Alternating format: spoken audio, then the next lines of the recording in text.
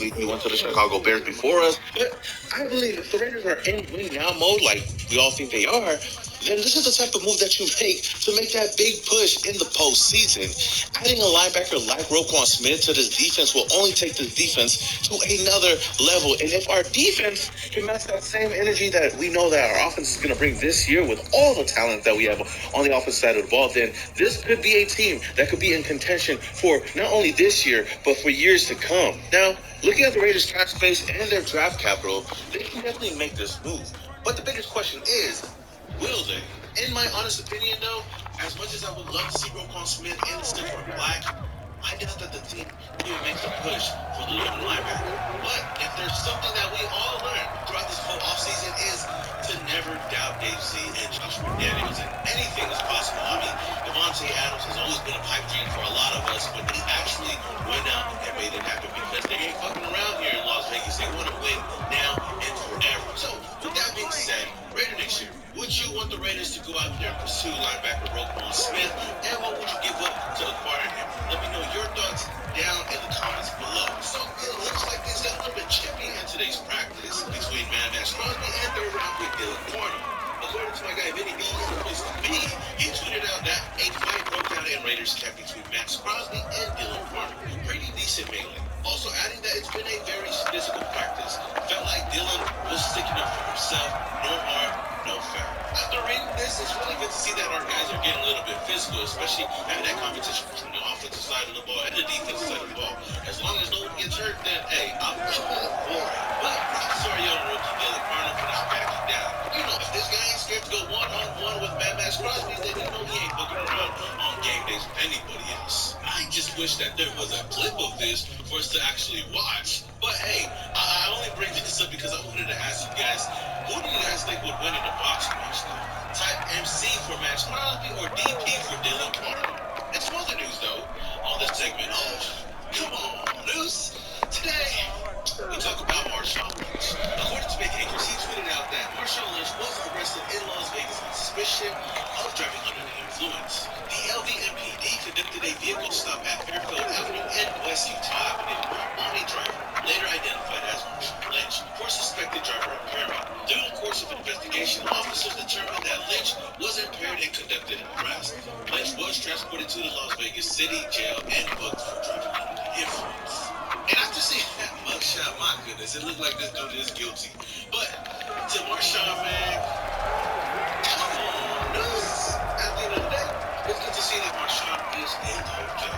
So without being the news for today's video, according to Mid Acres, we got some breaking news. The NFL Pro Bowl is returning to Las Vegas in 2023, baby. The date is set for the week of February 5th, 2023. The 2022 event in Vegas generated an estimated economic impact of $54.7 million, drawing nearly 30,000 out-of-town visitors per LVCVA. Now, I know that Pro Bowl ain't the most entertaining game to watch, but this is still good for the city of Las Vegas. I just know for a fact that we ain't gonna see any Raider players at next year's Pro Bowl because they're gonna be too busy taking care of business in Arizona. You know. But Raider Nation, what are your thoughts on Las Vegas getting Pro Bowl again in 2023? Let me know your thoughts down in the comments below. Alright, Raider Nation, that is all I have for you guys today. If you guys enjoyed this video, don't forget to hit that like button. Also, if this is the very first time you're coming from my channel, I love Las Vegas Raiders, then hit that subscribe button, hit that notification icon button to notify you guys when I upload more videos just like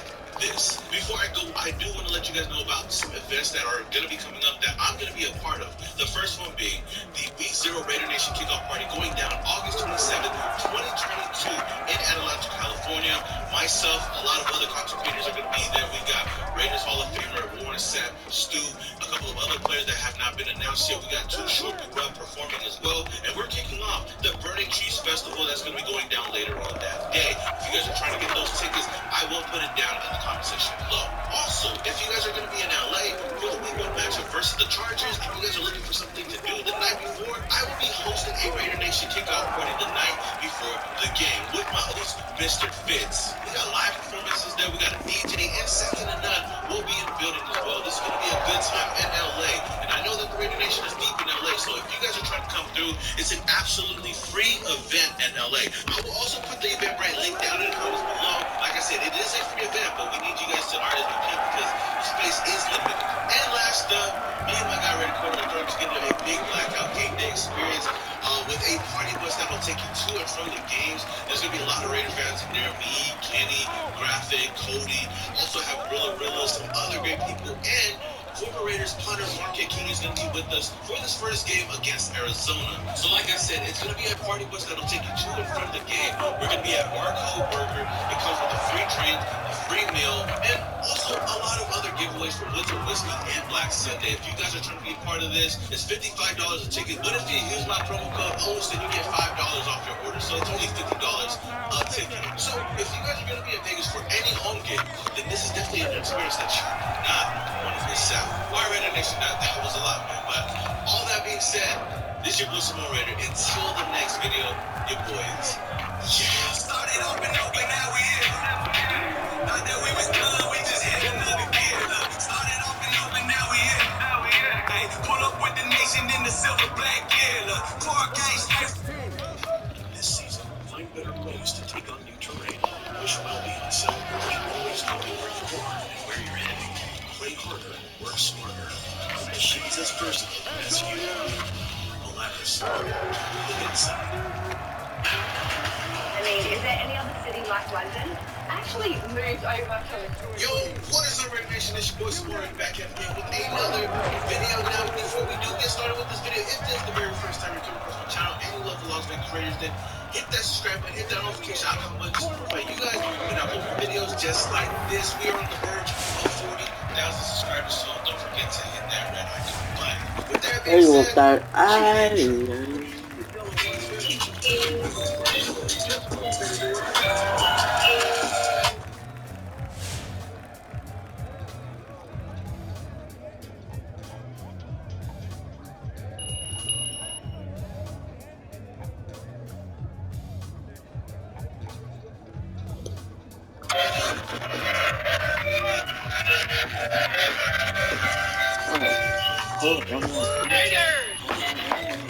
some breaking news came out today that the Raiders have signed wide receiver Chris Evans.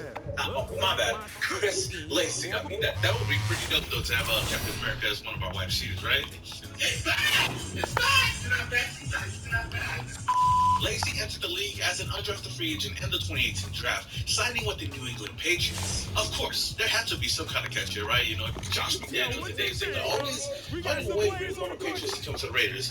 At least for Chris Lacey, he never played a snap for the New England Patriots. But since then, he played 2 seasons with the Detroit Lions before ending up with the Bears last offseason. In his 8 games, though, he's recorded 3 receptions for 60 yards and 1 kick return for 23 yards. At 6'3", 205 pounds, Lacey is a big body receiver that provides depth at an already crowded wide receiver. Now, to be honest, I'm not expecting much out of Chris Lacey, but we'll see if he stands out throughout the preseason. In a corresponding move, though, the Raiders have released wide receiver Jordan Beasley.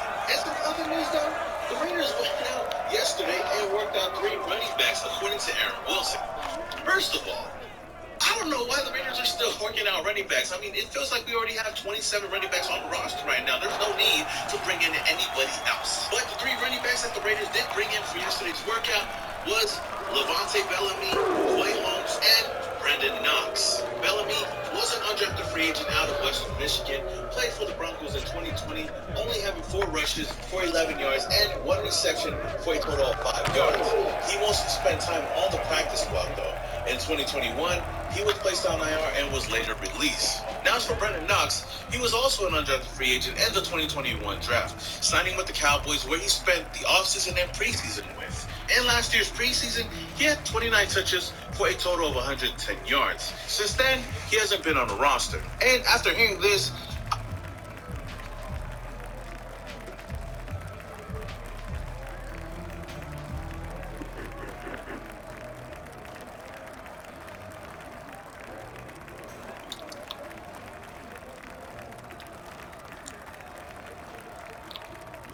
I feel like if McDaniels could, he would have a full roster of running backs on this team. But with that said, Raider Nation, what are your thoughts on the Raiders bringing in Chris Lacey and also bringing in 3 running backs to work out for the team? Let me know your thoughts down in the comments below. All right, Raider Nation, and that is all I have for you guys today. If you guys enjoyed this video, don't forget to smack that like button. Also, if this is the very first time you're coming across my channel and you love the Las Vegas Raiders, then hit that subscribe button, hit that notification icon button to notify you guys when I upload more videos just like this. Again, August 27, 2022 in Adelanto, California. I will be attending the Week 0 Raider Nation kickoff party, as well as a lot of other content creators. We got Too Short, Corrupt performing out there. We got Black Sunday gonna be out there selling their merch as well. Violator's gonna be out there. A lot of great Raider fans, and also with a scale in their church. First Lady and Pastor. Oh, what is our Raider Nation? It's your boy Samara back at the game with another preview on today's video. We got our Las Vegas Raiders versus the Minnesota Vikings. They're heading over here to the entertainment capital of the world, Las Vegas, Nevada, to go one-on-one with the great one here at the home of the Las Vegas Raiders in Allegiant Stadium, aka the Death Star, where dreams go to die. Now, this is another preseason. There's not really much hype going around this, but it's still good to see some Raiders football. Am I right? Now this is going to be the first time of the 2022 season that our Raiders are going to be playing in front of our fans. And if you're coming over here traveling to Las Vegas and hoping to see Derek Carr and Devontae Adams in action, well, I got some bad news for you, because our head coach Josh McDaniels basically shut that possibility down. You will see Derek. You'll definitely see him at the stadium. Anywho, with that being said, if this is the very first time you're coming across my channel and you love the Las Vegas Raiders, then hit that subscribe button, hit that notification icon button just to notify you guys when I want more videos just like this. Road to 40K, we are almost there, so help a new sound. Let's not waste any more time, and let's get started with the video. Cue the intro.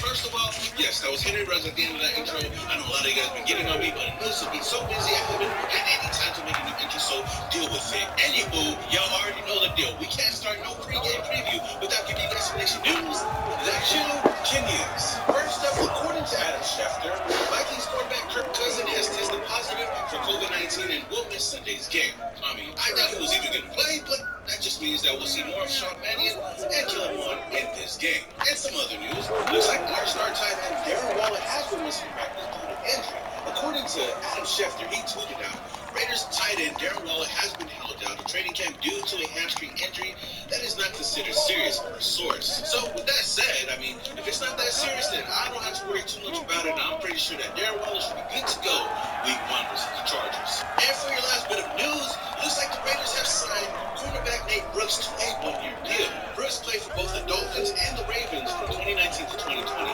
only appearing in 4 games, starting in 2, recording 11 tackles and 2 pass breakups. He recently was on the Cardinals roster before getting waived and making his way here to Vegas. And a corresponding move, Raiders defensive back Kevon LeBlanc was placed on IR, according to Bill Yates, ending his 2022 season. Now, after coming out of Canton with the W, our Raiders come back home to the Death Star, hoping to keep that streak alive. Though most of our key starters won't be playing in this game, there are still a lot of young talent and matchups to look out for. Plus, we'll most likely see all of our offensive linemen out there except for Cole Miller.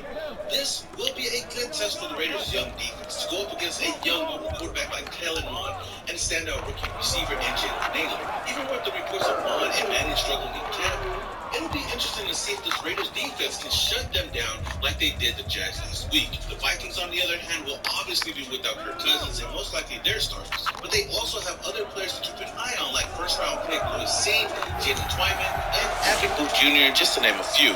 Their biggest task, though, will be stopping the Raiders' energetic backfield. Last week, we've seen how good the Raiders' running game was no matter who was carrying the rock. So that'll be their number 1 priority. Even though this is just another exhibition game, it'll be a learning curve for a lot of young players fighting for a spot on the Final 53. And if the Raiders can come into this game with the same energy that they had back in Canton, then we could possibly be going into next week's game in Miami 2-0. Then after you have great coaches, you get great players, you have a great organization, and you tell them one thing.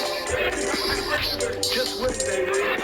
Now, for the matchup of the game, I have Raiders wide receiver Mack Hollins versus cornerback Andrew Booth Jr. With most of the starters not playing in this game, wide receiver Mack Hollins is a guy that can start at the wide receiver 1. He played a bit in last week's matchup versus the Jags, but he didn't really do much, only having one reception for -1 yards.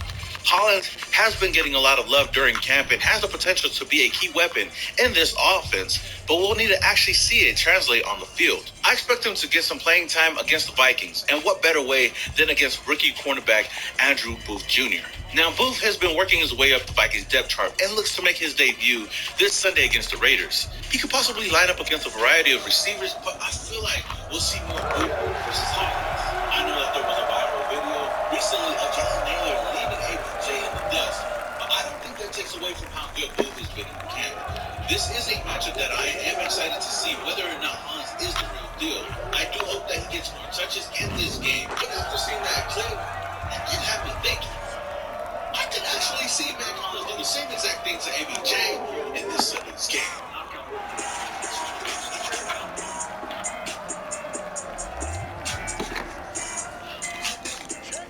Now, for my 3 players to watch in this game, number 1 is quarterback Jarrett Stidham. Now, Stidham really stood out to me in last week's game as a QB2 right behind Derek Carr. I was wondering if it was going to be Nick Mullins or Jarrett Stidham, but this guy really looked like he was in control of the full offense. He went 8 for 15 for 96 yards, also had 1 rush for 12 yards, and added a touchdown on top of that. My biggest question for him going into this game is, can he do it again? Can he repeat what he did last week or do better in this week's matchup? We already know as Raider fans that the backup quarterback role is really important. And from what I've seen and knowing that he's familiar with Josh McDaniels' offense, Stidham is definitely the favorite to win that job. Now, the second player to watch in this game is wide receiver Tyron Johnson, a.k.a. T. Billy. Now, I know that last week I had him as one of the players to watch out for that game, but he really didn't show out for me, and it really was underwhelming to see. Now, I know that he had 2 receptions for 39 yards, but he had 3 drops on top of that. He looked okay for the most part, I guess you could say, but there were so many missed opportunities out there. And he dropped a huge catch. Jarrett Stidham put it right on the dot, and this dude dropped it. And I know in his past he's dealt with a lot of drops. Hopefully that's not something that he brings over here to Las Vegas, but I know that he feels bad about that, and I know that he wants to make up for it this week. He even tweeted out on Twitter the day after the game, "I owe you one, Raider Nation," and he sure does. So I'm just hoping for a bounce back game from Tyron Johnson, and I'm hoping that this is just not another overhyped player in training camp. Now, for the last player watching this game, it's not just one player. It's 3 different players. It's the running back room, specifically Ameer Abdullah, Zamir White, and Austin Walter. Now, if you were to look at last week's game, the unit that really stood out to me the most was this running back room. Obviously, Josh Jacobs is going to be the number 1 running back. His spot on this roster is solidified. But as far as these other guys, all of them are fighting for a spot on the roster. I mean, you look at Zamir White. This dude was explosive last week.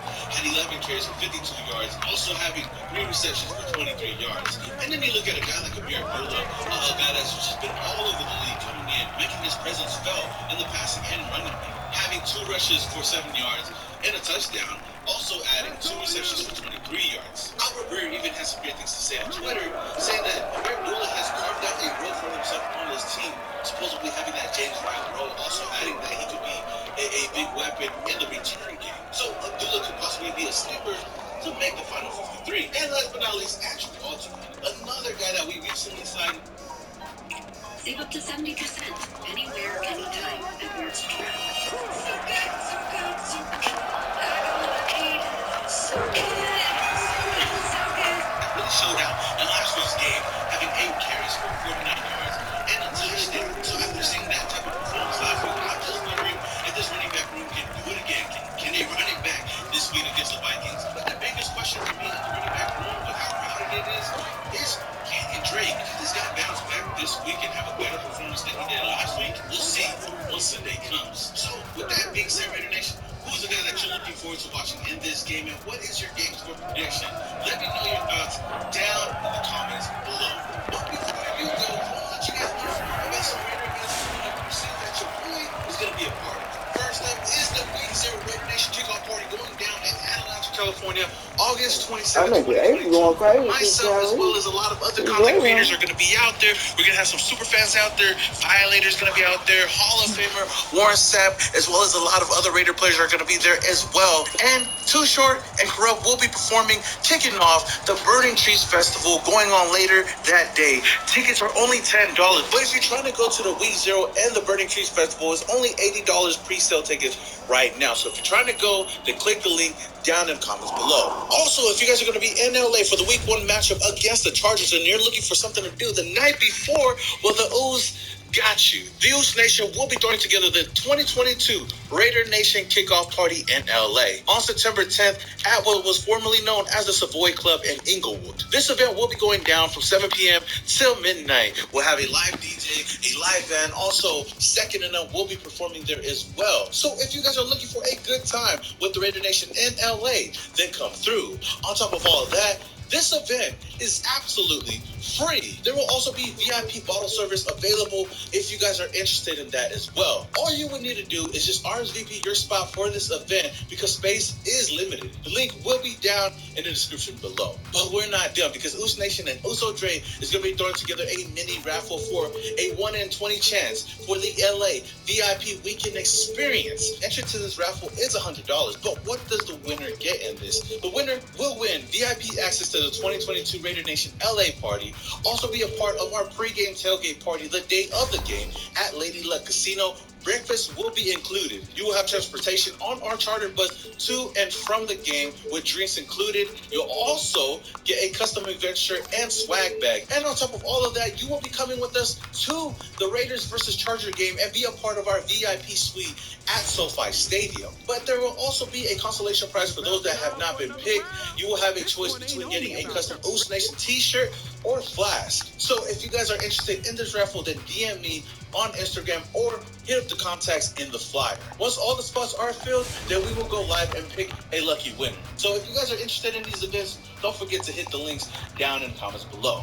Until the next video, this is your boy Small Raider, and your boy is Started off in Oakland, now we here.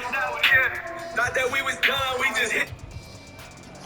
Yo, what is going on, Raider Nation? This is your boy Small Raider back at you with another video, and I just got back from the Raiders versus Vikings game here at Allegiant Stadium in Las Vegas, Nevada. It was great to finally see our guys in the silver and black back here home in front of the nation. And man, it was just a surreal feeling just to finally see our head coach Josh McDaniels take the field for the very first time as our new head coach. And I know he was feeling real good to go out there and perform in front of the Raider Nation. I'm lucky and blessed to be the head coach here. That is the best atmosphere in a preseason game that I've ever been a part of. Overall, the vibes at Allegiant Stadium was just great. Got to meet a lot of great people out there, a lot of great supporters out there, and overall, just got to see our Raiders whoop some candy ass and get this W against the Vikings, 26-20.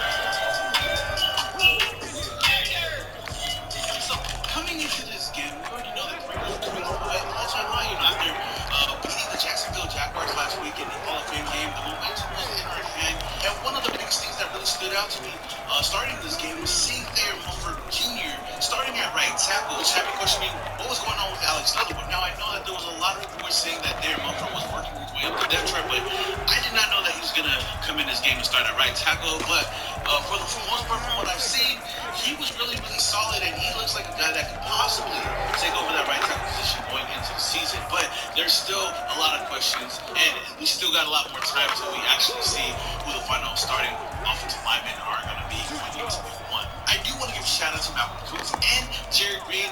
They got the first sack of the game, and it was beautifully drawn up by Patrick Graham. And great way to start off the game, especially on the defensive side of the ball. I also want to give a shout out to the big Louis. Kyle Pecco had a huge tip pass in the red zone, which led to the Vikings kicking a field goal. Quarterback Jerry Stidham would start this game for the second week in a row.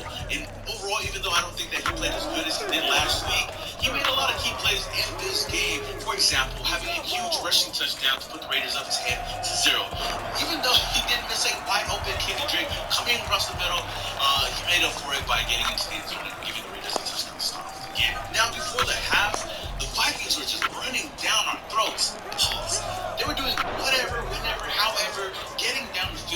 would give our defense some credit because they held it down and they did not give up no touchdown, forcing the Vikings to keep a field goal. And the Raiders will go into halftime up 10-6. Now, into the second half, Nick Mullins will come in at quarterback, and he looked really solid. Once he came in, had a lot of great plays, a lot of great passes here and there. One to DeMarcus Robinson downfield, and DeMarcus Robinson went up and away and caught a ball over some dude's head. Had a huge play downfield to set the Raiders up for a score. I'm gonna be honest with you guys, that catch really had me like, Woods would also find DJ Turner for a huge 34-yard touchdown play to put the Raiders up 16-6. Daniel Carlson would end up missing the field goal, but it don't really matter. We still up in this game. But it wouldn't take the Vikings too long to answer right back with a huge Albert Wilson touchdown to put them down 16-13. In the fourth quarter, we got to see Raiders' 7th-round rookie running back Britton Brown make plays and get into the end zone for his very first touchdown of his NFL career. That would put the Raiders up 23-13. Defense will show out a bit. Kendall Vickers got a sack. Deshaun Bowers also got a sack. And the Vikings would end up having only one more scoring drive to end the game. And the Raiders will go on to win this game 26-20. So even though this is preseason, the Raiders are undefeated and we are now 2-0. Now, I did have a couple of key points in this game. The first one being the quarterback battle. Like I said, Nick Mullins showed out in this game, and I felt like had a better game than Jarrett Stidham, going 7 for 9 for 94 yards and a touchdown. Now, I'm not going to say that Jarrett Stidham played really bad.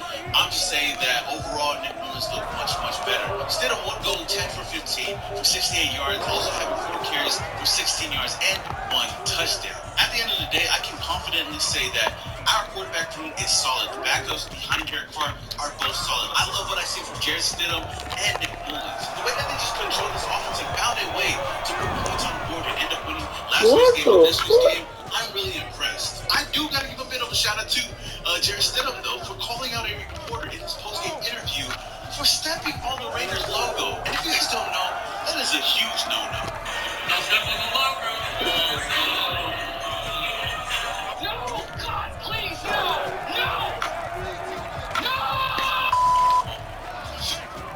To that reporter, come on, us. I do got to give a shout out to my guy Mike Dixon for that play. Now, in my pregame preview, I talked to you guys about how excited I was, looking forward to seeing these running backs in today's game. And first up, we actually got to see running back Britton Brown's debut for the Las Vegas Raiders, and I would say he looked solid for the most part. He had 14 carries for 54 yards and a touchdown. Austin Walters also looked solid out there, even though the stats don't look too great. He really was a force to be reckoned with on the offensive side of the ball. He had 7 carries for 30 yards. Now, Zamir White, on the other hand, is a guy that I really pumped up last week and really showed out last week. In this game, though, he didn't really do too much out there. Whether you could blame the offensive line or not, he only had 5 carries for 13 yards. Another unit that I do want to put a spotlight on is our special teams. They did not look good in this game, especially in the return game. The Vikings had 5 returns in this game for 118 yards with a 56-yard return on one of those plays. I mean, I don't know, man. Tommy Bennett's got to do something about this, because if we go into the regular season looking like this, it's going to be a long, long day for this. I've got an awesome 3-star run. Want to know how I did it? 3-star Ronnie. Ha! I know who saw who. No thanks. Yesterday, I got the 4-star roll of Camaro. And my power was 5 million.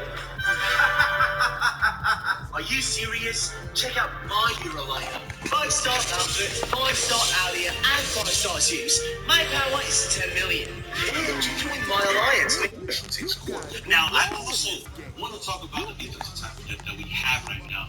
Like I said last week, I wasn't really impressed with what I've seen. And this week, I still wasn't impressed with the defensive tackle room. I said earlier in this video that the Vikings running game was killing us, and they were going right up the gut. We had no type of pressure on the interior defensive line. At this point, the Raiders need to go do something and bring somebody in, whether it's Ndamukong Suh, Darius Philon, or somebody else out there that can help this team, this defense, cause some kind of pressure. Because again, if we go into the regular season looking like that against some of the elite running backs, it ain't gonna look pretty. That's all I have to say. Now, with all those compliments and concerns that I had, those key points that I had, overall, this team really really looks disciplined out there, and I'm excited to see how this team is going to look going into the regular season under Josh McDaniels. You can definitely tell that Josh McDaniels has his hand over this team, and just to see how our offense looks driving down the field, our running backs look going down the field, scoring points and whatnot. We don't even have our star guys out there, and just to see how well this offense is moving, man, better watch out. With that said, reports are going around that the Raiders are going to be cutting their roster down from 90 to 85 players, and once I do find out who those 5 players are, then I will update you guys with a video, possibly tomorrow or the day after.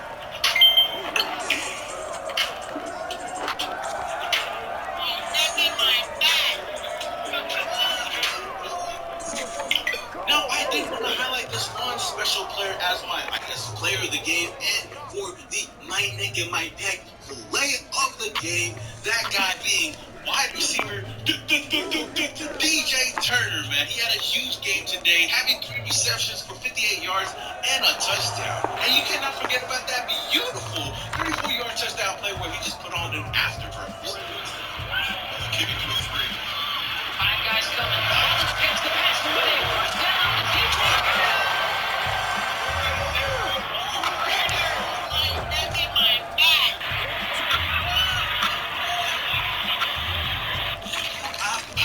Shout out to DJ Turner for showing out in this game. He has a bright future. I don't know if he's going to make the roster or not, especially with how deep this wide receiver room is, but I can definitely say that his future is bright, and if he can find a spot on this roster, it would be great. Most likely would be on our practice squad. Hopefully we can stash him on our practice squad and bring him up whenever we do need him. But with that said, Raider Nation, who is a player that really stood out to you in this game? How are you feeling about this game? Let me know your thoughts down in the comments below. Alright, Raider Nation, that is all I have for you guys today. If you guys enjoyed this video, don't forget to smack that like button just the same way we smacked the Minnesota Vikings today. Also, if this is the very first time you come across my channel and you love the Las Vegas Raiders, then hit that subscribe button, hit that notification icon button just to notify you guys when I upload more videos just like this. Bro, the 40K, your boy is almost there, so help and ooze out. Also, I will be putting the links to all the upcoming Raider events that I'm going to be a part of down in the pinned comment below. So if you guys are interested in any of those events, man, then hit the link down in the pinned comment. Until the next video, this your boy Small Raider, and your boy is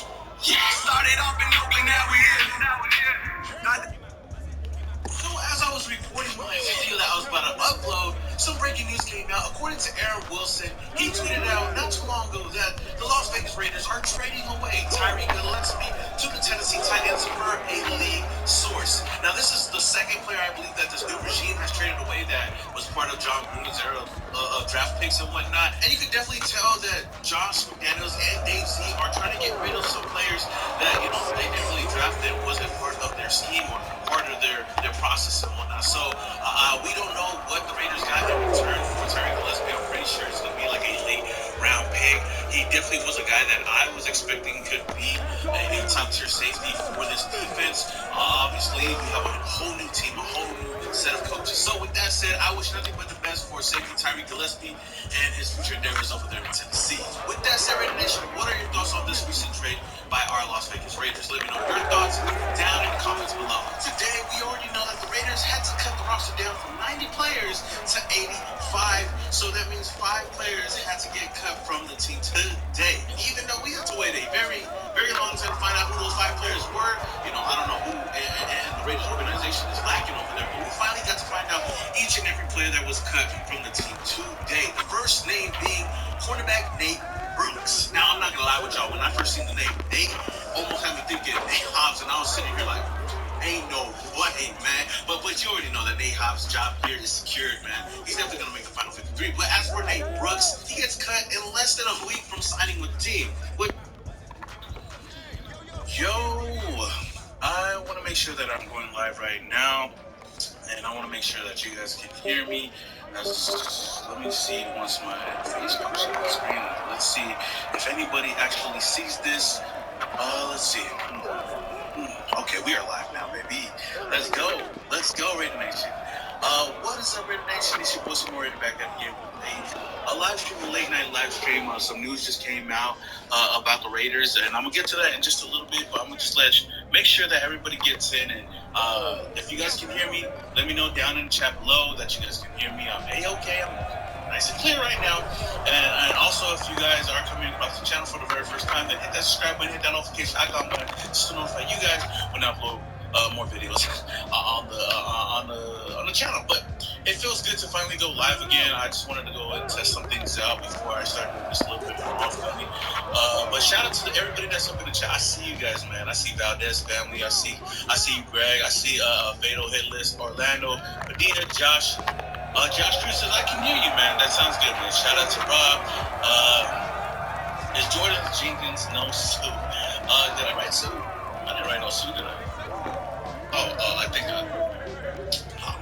okay, so anywho, shout out to everybody that's up in here. JF says, love the shirt, man. Thank you, man. You already know, man. You gotta acknowledge the tribal chief. You know what I mean? But we out here, man, having a good time in a long time. I haven't done a live in a long time, so it feels good to be back. And we're gonna get into the Jordan Jenkins, man. Shout out to the chat. Shout out to everybody up in here, man. I gotta give a hand out to all of you guys.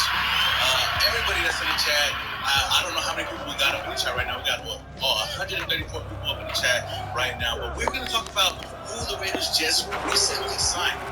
According to Aaron Wilson, the Raiders went out and brought in Jordan Jenkins to Las Vegas. I mean, this is a huge signing for our Raiders. We recently just released Jerry Green to try to make the 85-man roster. You know, we have to cut our roster down from 90 to 85. But then after yesterday's trade, you know, after we traded Tyreek Gillespie to the Tennessee Titans, the Raiders had 84 players. And earlier today, the Raiders actually worked out Jordan Jenkins. Now, this is a guy that I know about. My boy, Raider Scout, was really, really excited to see. And he posted a post earlier today that the Raiders worked out as Jordan Jenkins today. Jenkins, 28 years old, appeared in 11 games for the Texans in 2021, recording 3 sacks, 20 tackles, 5 tackles for loss, and 8 quarterback hits, along with 21 pressures over his career. Jenkins has appeared in 83 games, starting in 62 with 25.5 sacks, 209 tackles, 29 tackles for loss, 51 quarterback hits, 8 pass breakups, and 7 forced fumbles. Man, after hearing that, it got me going, you know. You know what I mean? But hey, this is a solid signing by the Raiders. I know that we got a lot of defensive men right now on the roster. Well, we don't have a lot, but we got Max Crosby, Chandler Jones, 2 guys that's definitely gonna make the list. Cleveland Farrell's another guy that possibly could be on the bubble. And then Malcolm Koonce, another solid young defensive end that's working his way up. And now you add a guy like Jordan Jenkins to this team, to this defensive end group. I feel like he'd be solid. And I know that he could possibly play against Miami this coming week. So we'll see how well he does in this defense under Patrick Graham. But I got a super chat up in here, man. Shout out to Los Banos Tire Shop. Hey, man, this dude's a real one, man. Oh, man, he says, let's get this. It's our year, fam. Let's go. Or go Raiders, man. Exactly, man. I'm excited about this season, man. I've told you guys a lot in a lot of my videos how excited I am for this team, especially moving forward with the pieces that we got, especially with Josh McDaniels as our head coach. It's definitely going to be a huge season for this team. But Jordan Jenkins, I feel like is a solid move for this Raiders team. My banner at. Oh, there it goes. But yeah, I'm excited about this move, especially seeing what he can do on the defensive side of the ball. I know that we definitely need some defensive tackle help, some offensive line help, but I feel like the Raiders in due time is going to go out and make moves in that aspect. I feel like a lot of people are wondering, we haven't signed a Ndamukong Suh, or we haven't went out and got Darius Philon, or went in and got some help on the defensive tackle room. But hey, we got some good news.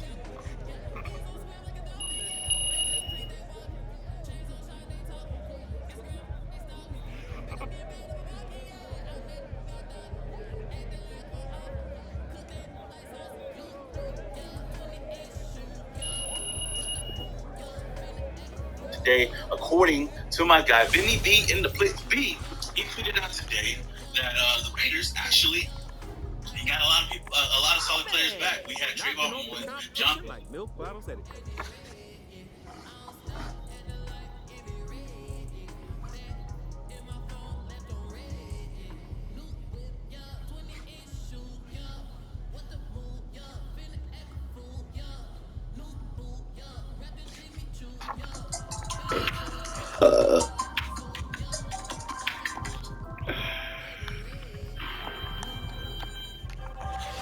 Damn. Chemo, why you doing? And Oprah gets you three though, so I was really missing.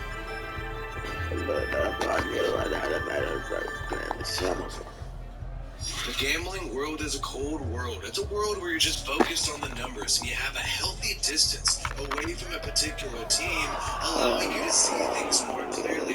Oftentimes, NFL fans don't have a sober view of their team because they're so passionately connected to the players, the teams, that they can't see the situation as clearly as somebody who's gambling. And even though fantasy football is annoying, you should not ignore the fantasy football experts because they can oftentimes offer some great insight. And one of those things that PFF has noticed recently is that you should not draft Kenyon Drake in your fantasy football team. PFF even went as far as to say that Kenyon Drake looks like he could possibly be the fourth running back on the roster for the Las Vegas Raiders right now. When you check out the game yesterday, one person who popped off in particular was Amir Abdullah. Amir Abdullah, who was clearly the third down back. He was on the field the majority of times when the Raiders were on third and long, and you saw him pick up those few pass receptions and also had a nice run and actually scored the first touchdown of the season. Well, the preseason, but you know what I'm saying, the season, right? But what was even crazy is Kenyon Drake did not even see the field until the second quarter. You had Zamir White, Josh Jacobs, and Amir Abdullah all make appearances before Kenyon Drake. Kenyon Drake was out there when we didn't even have much of the starting offensive line on the field. You saw Alex Leatherwood off the field, Jermaine Illuminar out there instead, and that's when Kenyon Drake was running the ball. Josh Jacobs had a monster game and showed why he is the #1 running back on the Raiders roster. But we do know that Josh McDaniels and the Patriots typically have a running back committee. They don't have a bell cow like the Raiders did under John Gruden. So Josh Jacobs, whether he likes it or not, is going to share the rock with several other players, and those players seem to be people like Zamir White, who had an amazing game. When you look at the numbers, Zamir White, 82% of his yards actually came after contact. This guy is not afraid to lower the shoulder at all, and you saw it on display in preseason. He straight wrecked fools. Well, his teammate Brandon Bolden, the veteran, came and celebrated with Zamir White. The only running back who did not play in this game was Brandon Bolden. Brandon Bolden, the player who spent some time with Josh McDaniels and the New England Patriots, a former Super Bowl champion, 10-year vet, who Josh McDaniels decided to sign as soon as he took the Las Vegas Raiders head coaching job. This guy is on a 2-year contract, has a little over $5 million guaranteed, so he is not going anywhere this year or next year. And it was a little odd to see Josh McDaniels in the press conference when asked why did Josh Jacobs play so many reps in this preseason game, a meaningless game, and he said, oh, well, all the running backs played. I think all our guys had one night. All our guys either caught it or, ran into the ball and had to get tackled. We can't really simulate that or rep that in practice. Oh, he said, oh no, I think all the running backs played. Well, I think you're wrong, and I think you know you're wrong, and you know the fact that Brandon Bolden did not play, but you tried to gloss over that because, look, something's going on with our running back group. The fact that all these people played, Kenyon Drake, Josh Jacobs, that means the jury's still out on these people. And the person who did not live up to the challenge in this preseason game was none other than Kenyon Drake. Kenyon Drake had 5 carries for 9 yards, averaging 1.8 yards a carry, while Josh Jacobs had 5 carries for 30 yards, averaging 6 yards a carry, while Zamir White averaged 4.7 yards a carry. And it seems like Amir Abdullah has carved out that specific role for himself as a third down back. We also know that Brandon Bolden has that as a specialty. He is also a pass-catching back who also excels in pass blocking. So Kenyon Drake, who a lot of people thought would be the third down back, didn't see the field at all on third downs, and especially not on third and long in this preseason game. And we know Kenyon Drake broke his ankle last year and had to have ankle surgery. He was in training camp, but was able to come off the pup list before this preseason game and was able to make an appearance. And you even saw in this game, Kenyon Drake also gets shaken up a little bit, and that does not bode well for his prospects rising in this running back depth chart. Josh McDaniels clearly arrived to the game with one intention, to figure out who his running backs are, to figure out if Josh Jacobs really is that #1 running back who he says he is, and can Zamir White be somebody who could seriously contribute to this team in his rookie year. And both of these people lived up to the expectations. Amir Abdullah also lived up to the expectation of being a third down back, doing a great job of pulling screenplays against the Jacksonville Jaguars. Samir White led all running backs in snaps with 20 snaps, while Austin Walter, the 3-year veteran, was right behind him with about 16 snaps. And Austin Walter also looked pretty fresh, and he had tons of energy in this game. And keep in mind, he was going against the third string and people at the bottom end of that depth chart. And we mentioned fantasy football on PFF earlier, saying Kenyon Drake looks to be fourth on the depth chart, behind Josh Jacobs, behind Samir White, behind Amir Abdullah at number 4. But he's actually fifth when you think about it. Brandon Bolden appears to be the number 1 back. Josh McDaniels' guy from New England was on that 2-year contract. So when you look at it, and if you're going to agree with the PFF fantasy estimation here, Kenyon Drake actually looks to be fifth on the depth chart as it stands today. Kenyon Drake is 28 years old and signed a contract with the Las Vegas Raiders in the 2021 offseason. He had $8.5 million guaranteed at signing, with an average salary of $5.5 million a year. In 2022, he has an $8 million dead cap hit, according to Spotrac, with a $3.8 million cap hit. So the Raiders would not be able to move on from Kenyon Drake without losing some cash this year. However, he had a restructure in his contract recently, allowing the cap hit to be spread out over multiple years, but that allowed him to get a $5.5 million bonus this year. But the Raiders have roughly $21 million in cap space, so could they eat up this $5 million in dead money that losing Kenyon Drake would cause? I think it is a possibility, given the fact that he is pretty low on that depth chart. If he could not rise on this depth chart, then even though they will lose money by moving on from somebody like Kenyon Drake, it would be the wise decision, because you're not going to likely carry 5 or 6 running backs on this roster. But given the fact that Josh McDaniels does like to have a healthy rotation of running backs, it wouldn't be completely out of this world for the Raiders to keep 5 running backs this year. In August 31st of 2021, last year, the Patriots had 5 running backs on their 53-man roster, with Damian Harris, James White, Stevenson, J.J. Taylor, and Brandon Bolden. So perhaps the Raiders do keep Kenyon Drake on the roster and have him as the 5th running back on this team.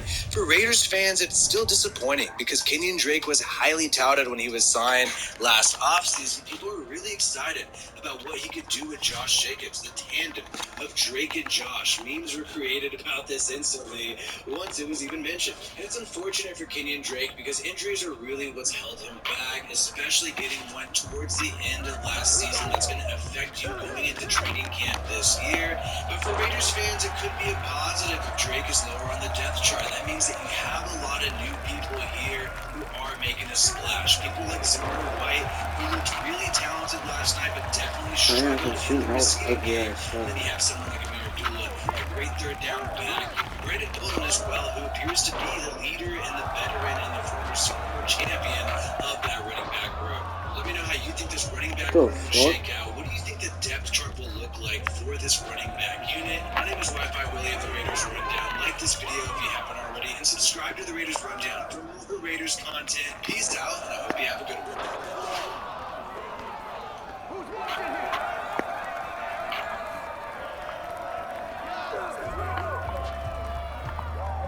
$6 your way to the Burger King is a triple win. Get a choice of a bacon double cheeseburger or a rodeo double cheeseburger. Win. Raider Nation, it is Saturday afternoon, and we are going to go through all of the stats, all of the numbers, and the latest analytics surrounding the Raiders' first preseason game against the Jacksonville Jaguars. We're going to talk about who played the most, who didn't play that much, and how well did people perform compared to who they played against and how much time they played. And at the end of this video, I know there's all this talk going on about Josh Jacobs. You see it on television, NBC, NFL Network, Fox Sports. Josh Jacobs is going to be traded from the Las Vegas Raiders because he played in preseason. And even we talked about this on our channel, and I'll give you my final thoughts and verdict on it at the end of this video. But first, we're going to go through all of this numbers, and there is so much to go through.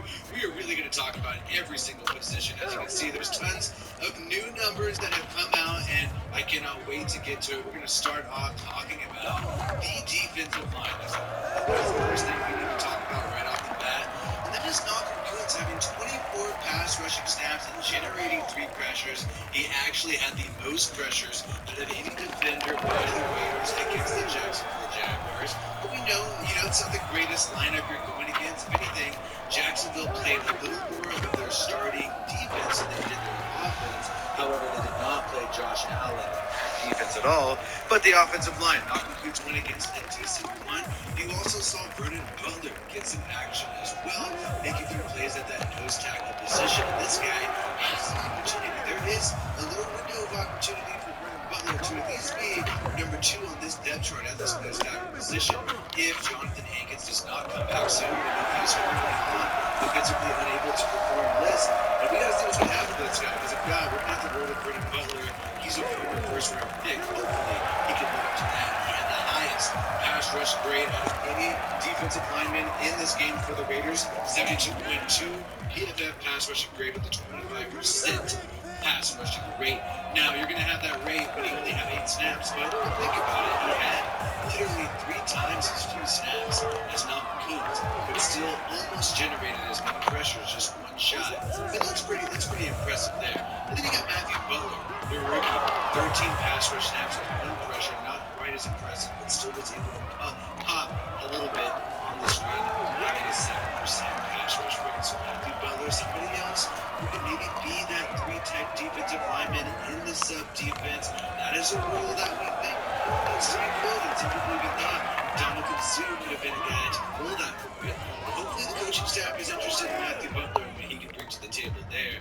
There is a role that he can compete for definitely in the regular season. The linebackers, Divine Diablo, the young guy we're all excited about. Disappointed last year in preseason against the 49ers, but he did well today, or yesterday, I guess, 2 days ago, with the 74 PFF defensive grade. Did not play that many snaps at all. We're going to go to how many snaps each of these guys played. As you can see, not much. We only had 4 snaps on run defense. Not much for Diablo. Jayon Brown got in the mix as well after Diablo. The one guy, Darian Butler, we're going to talk about him a little more. He was somebody I was really excited about because you saw reports that he's rolling with the ones in camp. He has that Arizona State Sun Devils connection to the linebacker coach, Antonio Pierce. However, it did not manifest itself on the field. I would say so myself. Darian Butler had 3 missed tackles on the day, led the Raiders in missed tackles among all defenders. So that was sort of disappointing to see. We noticed it a little bit during the game, during our live game stream that we do every single game. And hopefully he can clean it up, because somebody like Luke Masterson, I really didn't hear much about this guy during camp, but he looked pretty fresh. He had the highest, one of the highest defensive grades among linebackers. He played a legit amount of snaps, as much as Darian Butler, as you can see it on the screen, and that's where you see an 18% there. Positively graded play. You see him pop up on the field when you watch the tape, always around the football. And maybe Luke Masterson is a little higher on the depth chart than we think, and perhaps he can compete with Darian Butler here. And they say only 2 missed tackles as a team. That is not true. Darian Butler for sure had 3 missed tackles. I was just looking at it a little bit earlier. So Alex Leatherwood had a good game. A lot of people were still critical of the offensive line, but in the run game especially, the offensive line did really well. He improved in the pass game. The main guy who had a rough game that we're all paying attention to was Brandon Parker, because he had a game that was close to the level of Thayer Mumford, and Thayer Mumford's a rookie. Brandon Parker should be a lot better than this. We thought he would maybe even be sort of a veteran leader on the team, because it's a young offensive line and he's been in the NFL for some time. This is a big opportunity for him, and it didn't look great going against the number 1 pick, Travon Walker, during the matchup. Obviously, that's going to be tough, but we're going to have a lot more tougher defenders than Travon Walker in the regular season, the rookie first-round pick. The first game, it's Joey Bosa and Khalil Mack. And I know Khalil Mack's up there in age, but these guys are going to be tougher than Travon Walker. So we really need to be concerned about this right tackle spot. Hopefully Alex Leatherwood is the guy, because if he's not, and we have to rely on Brandon Parker, and he performs anyway close to how he performed against Travon Walker against the Jaguars, it's not going to be that fun of a season. It's not going to be. I'm just going to be completely honest. You can have all the weapons in the world, but if you don't have time to throw, it's going to all go to shit. It's going to all go to shit, to be completely honest. Dylan Parham was out there, played a little bit of center and guard, had a good pass blocking grade, which is good to see considering the fact that he had a really good amount of snaps. So that's a very positive thing you see from Dylan Parham. They don't have his run blocking grade on here, but it was a little bit lower than the rest of the team, to be completely honest. I think Jarrett Stidham is for sure the number 2 QB. Chase Garbers had a limited opportunity in the fourth quarter. I wonder if that will expand. Perhaps in the second game, it's going to be all Nick Mullins and Chase Garbers, and Josh McDaniels is going to try to figure out, like, who's my number 3 QB. And to be honest, like, if Stidham, the way he performed, I think the Raiders should just roll with 2 QBs. I mean, he's going to be perfectly fine. Hopefully, you can keep somebody like Mullins and Chase Garbers on the practice squad. I think you have better luck with Garbers staying on the practice squad and nobody else plucking him, because I think Nick Mullins would get plucked somewhere, especially if there's a QB injury to some other team down the road. But I don't think that would happen to the rookie Chase Garbers. So hopefully we see a little bit more of him, but I was really impressed with Jarrett Stidham. Yes, there was a couple deep passes that seemed a little short, but all in all, you look at these grades and you look at the fact that he was able to make a decent amount of intermediate and deep throws. I actually thought he did a really good job buying some time when he had the opportunity to roll out. But there were, I would say, at least one to two plays where I felt like the pressure wasn't exactly the offensive line's fault, and it was either the fact that there weren't any receivers open or Jarrett Stidham had an inability to make a decision. But when you look at the contrast between Nick Mullins and Stidham, I think just by watching the game, it became very clear, like, who's the number 2 QB. Let me know what you guys think. Who is the number 2 QB on this Raiders team? I'm going to give it to Stidham right there. We've talked about the running backs extensively. I have a video about what's happening to the Raiders running back room. This is something that is sensitive to a lot of Raiders fans, but look, something is going on there, and we're going to talk about this a little bit later towards the episode. Something's going on. Something's going on when Hunter Renfrow, Darren Waller, Derek Carr, Devontae Adams, Max Crosby, Chandler Jones are not playing any reps, and then you got Josh Jacobs playing reps. I'm just going to say that. And you got Foster Moreau playing some reps too, because, hey, he's the number 2 guy. So seems like the number 2 guy has played reps, and the number 1's didn't. That's all I'm going to say. That's all I'm going to say. Either way, Amir Abdullah seemed like a solid third down back that really popped off and stood out to a lot of people. And also, Samir White, it seemed like there's going to be no hesitation. People were wondering, all right, is this some guy who has to acclimate to the NFL? Maybe he'll excel next year. Samir White, it just seemed like he's ready to go. He just seemed like an NFL back immediately in this preseason game, and it seemed like we watched it. He was clearly just ahead of most of the players around him. Just clearly seemed like he had more talent than those around him. So it was really impressive to see. Samir White had that 82.5% of his rushing yards coming after contact. Let's go back. We know we like that as Raiders fans for sure. I will say Chris Jones had a very impressive game. I know it's going against backups, but he was the only Raiders player to have a dropped interception. There's no interception on the day, but he's the only guy who actually got himself in position to get an interception. He had a couple pass breakups as well, and did not allow one reception when he was on the field. And we'll see a little bit later, he was on the field for a decent amount of time. Tyree Gillespie, yes, he allowed a decent amount of yards. Farley, though, however, what really isn't showing up here is how physical he was on the field. You just saw him taking shots after shots. I think I saw him rock Nathan Cottrell a couple of times. I almost felt bad for Nathan Cottrell, but hey, Farley. And then Josh McDaniels just asked about it after the game. What do you like about this guy? What's his deal? And he's just saying Farley's always been this physical dude. Take it up a notch. Who knows? This guy could be a solid special teams player. Some solid depth for the Raiders. Oh, why is Jokic hitting early in the street? This nigga's cold. And out of the receivers, this is tough because we only had one target for Mac Hollins, and that was the one guy I really would like to see. But perhaps he's so high on the depth chart, maybe he's solidified as that number 2 outside receiver that the Raiders didn't feel like they even needed to showcase it that much. But he did have that little quick RPO pass that was sort of a day. It didn't really work out. However, you had Tyron Johnson, I believe, lead the team in targets, and Keelan Cole had to lead the game early because he had that crazy shot. But that reverse by Keelan Cole was very impressive, I will say. Demarcus Robinson had a few catches for short yardage, but one thing I noticed is it was usually when the quarterback was under duress, and Demarcus Robinson seemed like he was able to sort of improvise and at least just be a safety valve for your quarterback in some of those tough situations. So I know the yards don't pop off for Robinson, but I found that really impressive. by him, if I will say so myself. So right now we have some pass blocking grades and some snap counts right here. You see 30 snaps for Brandon Parker, 35 for Alex Bars. And what we really have here is who gave up the most amount of pressures. Brandon Parker and Alex Bars led the team, each giving up 3 pressures. We have Thayer Mumford, another one after. Now, obviously, Brandon Parker played 30 snaps. That's a decent amount of snaps. That's only 2 more than Thayer Mumford. So you gave up an extra pressure, then Thayer Mumford, even though you only played 2 more snaps. However, I will say Brandon Parker went up against, more difficult talent. I mean, there's no doubt about it. The talent was tougher than Brandon Parker went up against Thayer Mumford, but you just would expect something a little bit better than that. It's just what you would expect, and he was the only person who gave up some sacks. You see that 2 sacks right here towards the end. This is where you see all the pressure stuff. 2 sacks and a QB hit is what he gave up, and Alex Bars had 3 hurries. Leatherwood, however, 2 pressures and